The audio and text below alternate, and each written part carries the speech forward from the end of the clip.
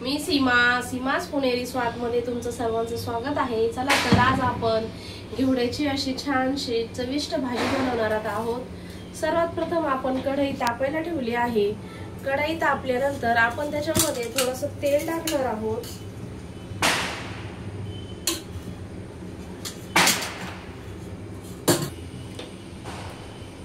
पाऊण वाटी आपण शेंगदाणे घेतले आहे। आता आपण शेंगदाणे अर्धा ते 1 मिनिट छान असे खरपूस भाजून घ्यायचे आहेत। पाहू शकता आपले शेंगदाणे छान खरपूस झाले आहे। ते आपण एका डिश मध्ये काढून घेणार आहोत। आता आपण त्याच कढईमध्ये पाऊण वाटी सुकं खोबरं असे बारीक काप करून घेतले आहेत। थोडेसे लालसर होईपर्यंत सुकं खोबरं आपल्याला भाजून घ्यायचं आहे। पाहू शकता आपलं खोबरं छान लालसर झालं आहे। त्याच्यामध्ये आपण लाल मिरच्या 7 ते 8 मिरच्या टाकल्या आहेत। त्याही अर्धा मिनिट आपण छान परतून द्यायच्या आहे। आपण आता ते वाटण भाजलेलं काढून घ्यायचं आहे। पाहू शकता 1 ग्लास पाणी ओतलं आहे। आपण त्याच्यामध्ये आता ह्या घेवड्याच्या शेंगा साफ करून स्वच्छ धुवून घेतले आहेत। ते आपण छान अशा शिजवून घ्यायच्या आहेत। त्याच्यावर 10 मिनिटं आपल्याला ही भाजी करायला लागेल। झाकण ठेवून आपण घेवड्याची भाजी छानशी अशी परतून शिजवून द्यायची आहे। चला तर तोपर्यंत जे भाजलेले शेंगदाणे आहेत ते आपण बारीक करून घेऊया। पाहू शकता अशा प्रकारे आपण शेंगदाण्याचं कूट करून घेतला आहे।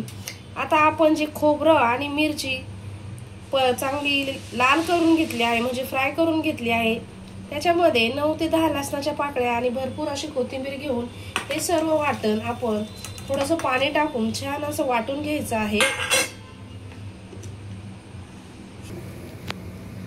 पाहू शकता अशा प्रकारे पाणी घालून वाटून घेतलं आहे। पाहू शकता आपल्याला आता घेवड्याची भाजी छान अशी शिजली आहे। ती आपण एका डिश मध्ये अशा प्रकारे बारीक करून काढून घ्यायची आहे।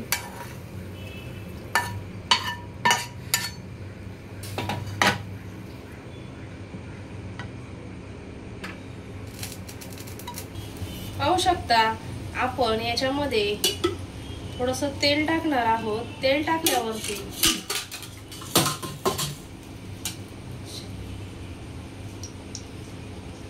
4 ते 5 अशा आपण कढीपत्त्याची पाने टाकणार आहोत। त्यानंतर आपण अर्धा चमचा हळद, 1 चमचा धना पावडर, 1 चमचा कांदा लसूण मसाला, अर्धा मिनिट आपण परतून घ्यायचा आहे हा मसाला सर्व। त्यानंतर जे आपण वाटण वाटलं आहे ते त्याच्यामध्ये परतून घ्यायचं आहे। पाहू शकता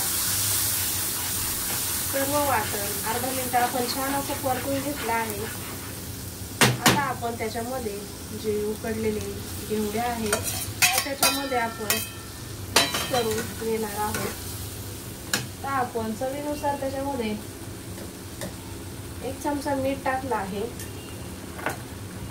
जे शेंगदाण्याचं कूट केलं आहे आपण तोही त्याच्यामध्ये टाकणार आहोत। हे सर्व व्यवस्थित मिक्स करून घ्यायचं आहे। गॅस बारीक करायचा आहे। 2 ते 3 मिनिटं ही भाजी फक्त आपल्याला झाकण ठेवून होऊन द्यायची आहे। पाहू शकता 2 ते 3 मिनिटं झाले आहे। आपली घेवड्याची भाजी किती छान झाली आहे, रस्सा भाजी। पाहू शकता आता आपण गॅस बंद करूया आणि काढून घेऊया भाजी।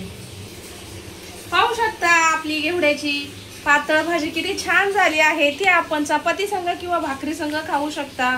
खूप छान आणि चविष्ट अशी ही भाजी लागते। तुम्ही एकदा नक्की घरी ट्राय करून बघा। व्हिडिओ आवडला असेल तर लाईक करा, चॅनलला सबस्क्राईब करा, सबस्क्राईब केलं नसेल तर सबस्क्राईब करा। धन्यवाद।